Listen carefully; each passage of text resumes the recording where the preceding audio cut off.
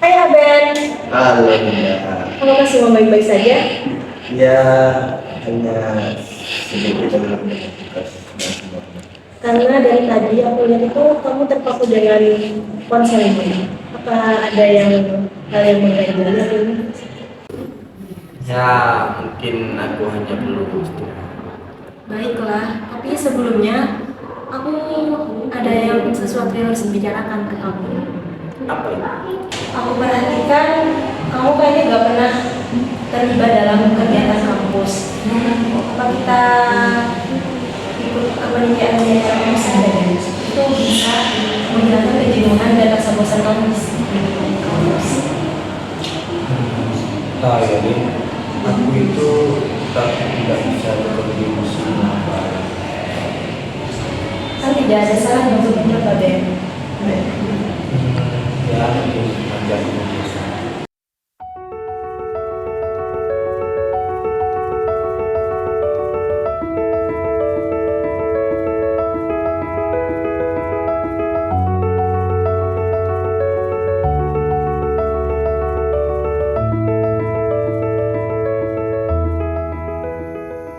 Teman-teman udah pada tahu nggak ada perlombaan akhir? Udah. Barangkali ada yang mau ikut, kalian berdua juga harus ikut. Kawan kita pasti ikut sih Bu. Iya Bu, kita ikut pasti. Ya bagus kalau gitu. Ya. Mana yang lainnya? Masa 2 orang saja yang mau ikut? 2 cewek saja berani. Masa yang lain gimana? Kok nggak ada yang berani? Yang lainnya itu loh. Ya Allah, mahasiswa itu harus berani. Masa lomba kayak gituan aja nggak berani? Cuma 2 orang, yang lainnya kemana? Ini waktu tepat buat kalian, buat nunjukin prestasi kalian gimana. Kesempatan tuh nggak datang 2 kali. Ya setidaknya ikutin setiap lomba-lomba itu biar dapat pengalaman. Iya Bu. Baik anak-anak berkuliah, ibu akhiri. Tugasnya jangan lupa dikerjakan ya. Minggu depan ketemu lagi dan tugasnya harus cepat selesai. Oke baik. Ibu akhirnya, assalamualaikum warahmatullahi wabarakatuh. Waalaikumsalam warahmatullahi wabarakatuh. Vin, kita harus ikut lomba loh. Pasti sih. Nanti cuma berdua doang. Itu ada Linda, coba lihat. Vin, kamu sibuk nggak? Aku sibuk nanti rapat organisasi. Kenapa emangnya? Kok niatnya sih mau ngajak Lomba. Kita kurang 1 personil. Ya, maaf aku lagi rapat. Terus gimana? Itu coba aja Aben. Amin, kamu mau ikut lomba nggak? Oh iya, ntar aku pikir-pikir dulu ya. Oke, nanti kalau udah kabarin ya. Oke. Udah Fit, nggak apa-apa kalau misalnya tidak bisa kita jualan. Oke, kita mulai.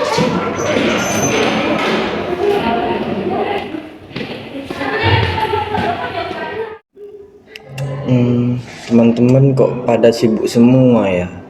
Sedangkan hidupku cuma gitu-gitu aja. Apa aku harus nyoba sesuatu yang membuat aku merasa berguna ya? Atau aku ikut kepanitiaan aja seperti yang ditawarkan Linda?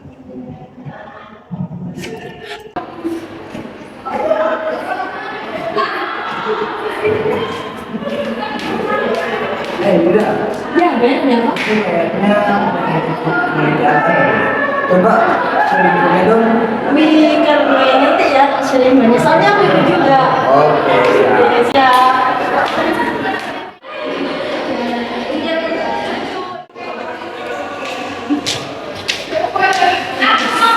Aben, gimana? Jadi ikut kepanitiaan nggak?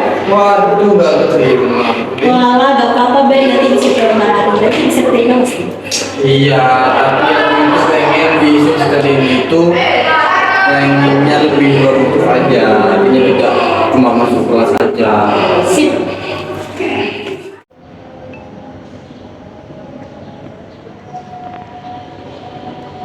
Wih, hebat nih teman-temanku pada menang lomba. Punya kapan ya? Atau memang nggak bisa jadi seperti mereka?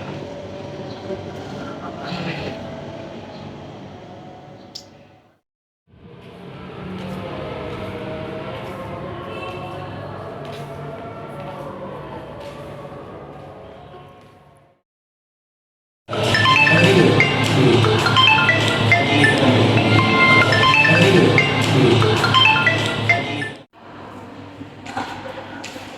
assalamualaikum ibu. Waalaikumsalam.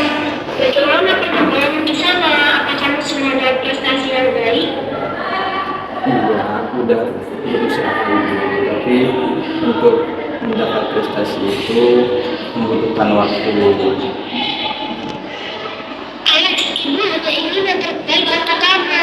Prestasi itu penting, kamu harus tahu itu. Iya ibu, aku juga sudah berusaha, tapi aku merasa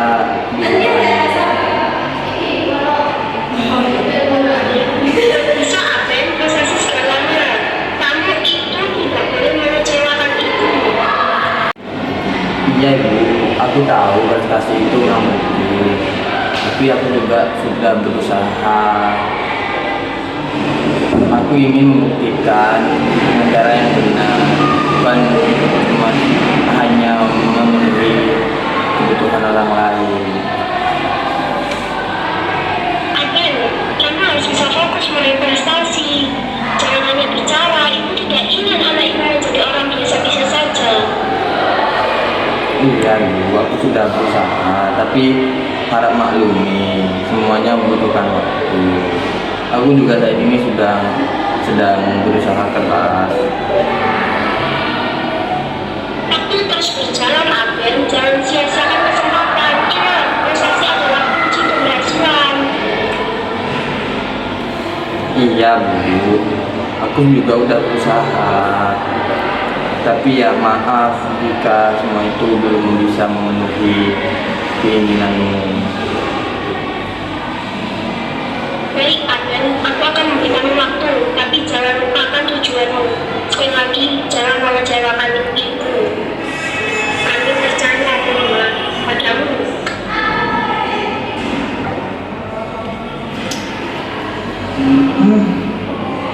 Bu,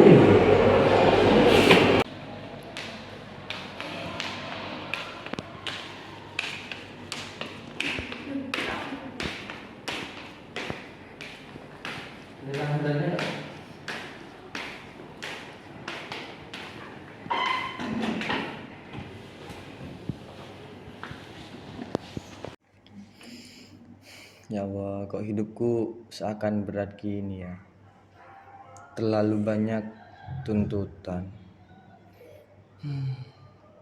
Ibu nyuruh aku untuk meraih prestasi, sedangkan aku di sini tidak ikut kegiatan apa-apa, menang lomba juga tidak.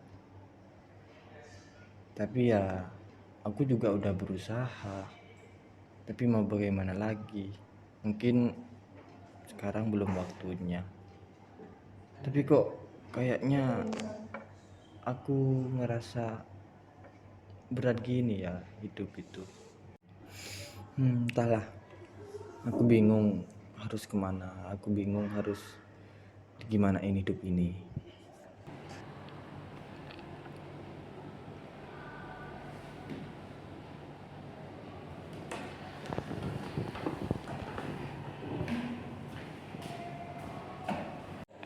Aben, kenapa? Akhir-akhir ini aku lihat kamu kayaknya murung, banyak pikiran. Gak tahu, aku merasa hidupku itu gak berguna. Jangan begitu, Aben.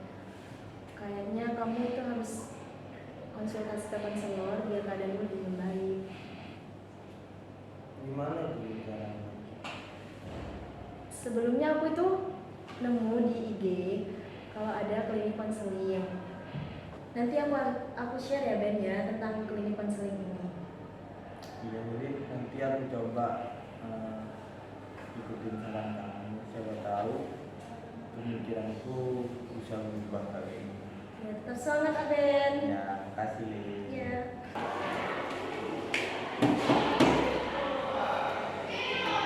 Assalamualaikum. Waalaikumsalam. Mari silakan duduk.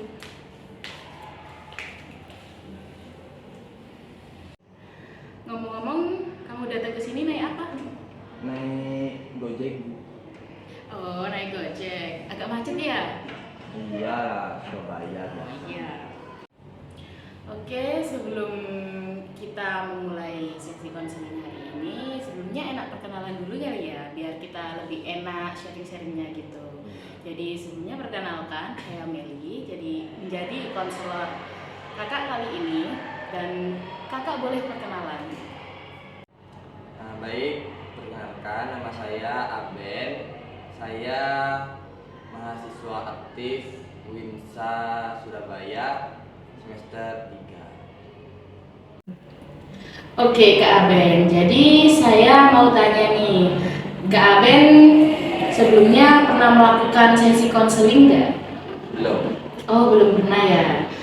Jadi Kak Aben itu datang ke konseling ini atas kemauan sendiri atau saran dari orang lain? Sebenarnya saya datang ke sini itu mengikuti saran dari teman saya. Jadi saya mencoba untuk mengikuti saran itu bisa membantu saya dalam menghadapi masalah. Iya Bu, mengerti. Itu. Oke, Kak Aben. Jadi Kak Aben datang ke sini atas saran dari teman ya. Dan sebelumnya Kak Aben tidak pernah menjalani sesi konseling. Maka dari itu saya akan menjelaskan sedikit mengenai sesi konseling. Nah, dalam konseling itu merupakan proses bantuan yang diberikan oleh konselor kepada konseli agar konselingnya itu dapat memecahkan masalahnya. Nah, dalam proses konseling ini ada beberapa asas yang diterapkan, salah satunya asas kerahasiaan. Jadi, segala informasi yang Kak Aben sampaikan kepada konselor akan terjaga kerahasiaannya dan tidak akan menyebar kemana-mana. Mengerti Kak Aben? Iya Bu, mengerti. Oke Kak Aben, jadi ada hal apa ya yang mendorong Kak Aben untuk datang ke konseling hari ini?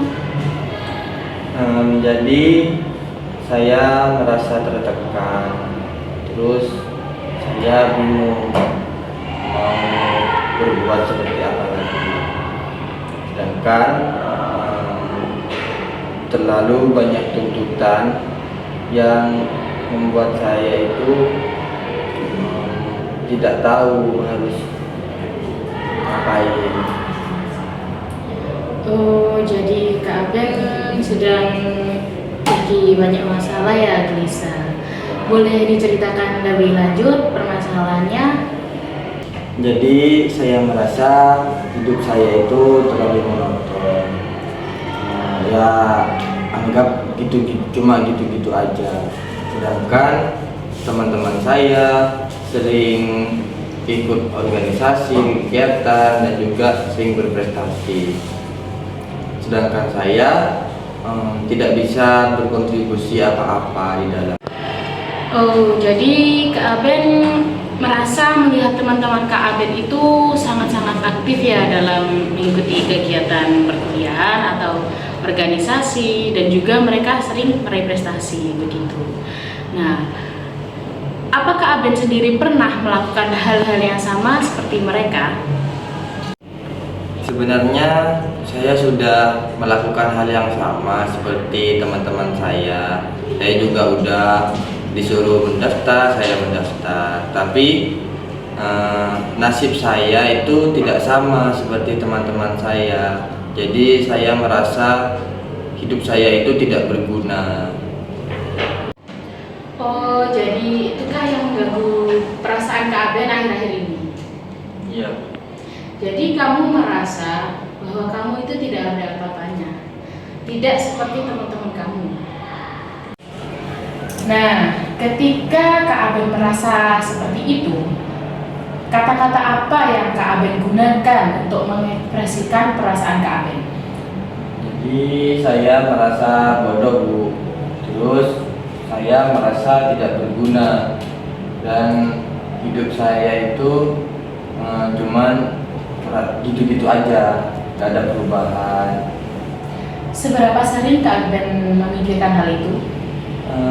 Hampir setiap hari Bu saya merasakan hal itu, terutama ketika ketika ibu saya nelpon sering menanyakan prestasi saya seperti apa. Nah, hal itu membuat saya makin tertekan. Secara saya itu tidak bisa mencapai keinginan ibu saya. Oke, Kak Aben. Jadi di sini saya mau tanya, apa Kak Aben siap atau mau untuk mempelajari hal-hal yang dapat membantu Kak Aben untuk mengatasi perasaan-perasaan itu? Iya, saya bersiap.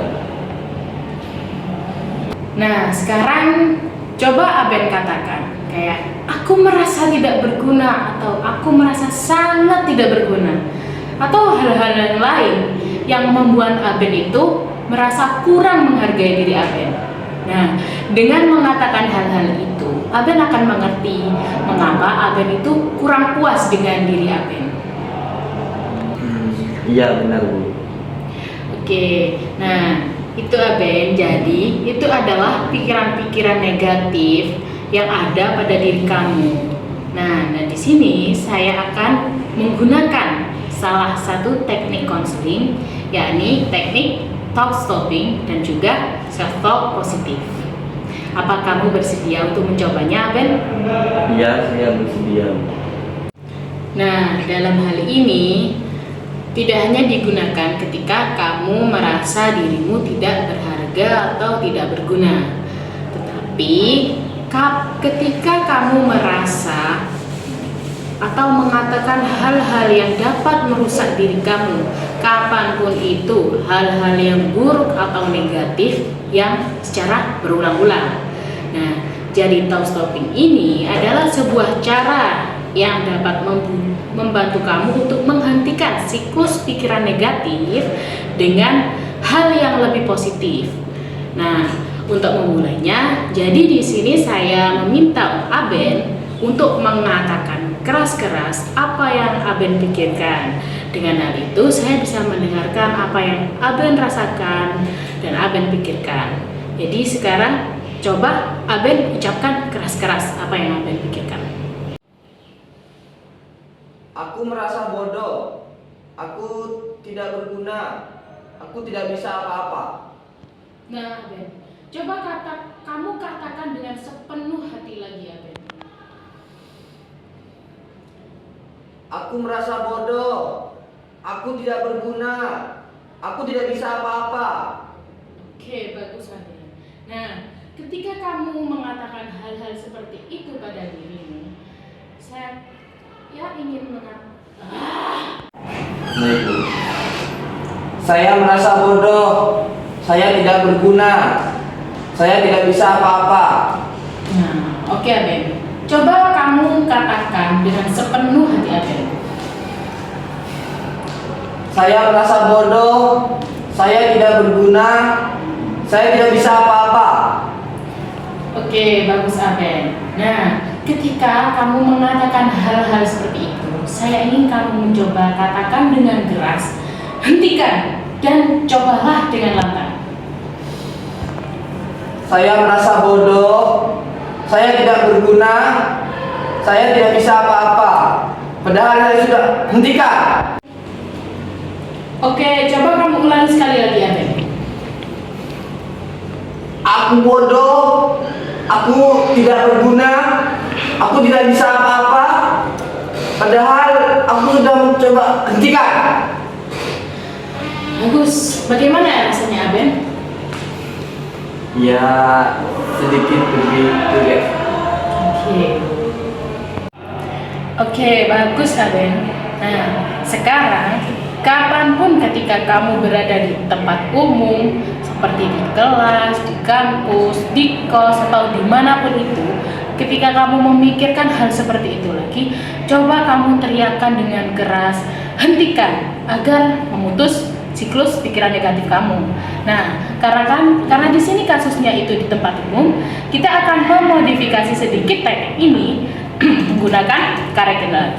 Nah, saya di sini memiliki karet gelang. Jadi saya meminta kamu membawa karet gelang saya dan pakai di pergelangan tangan kamu.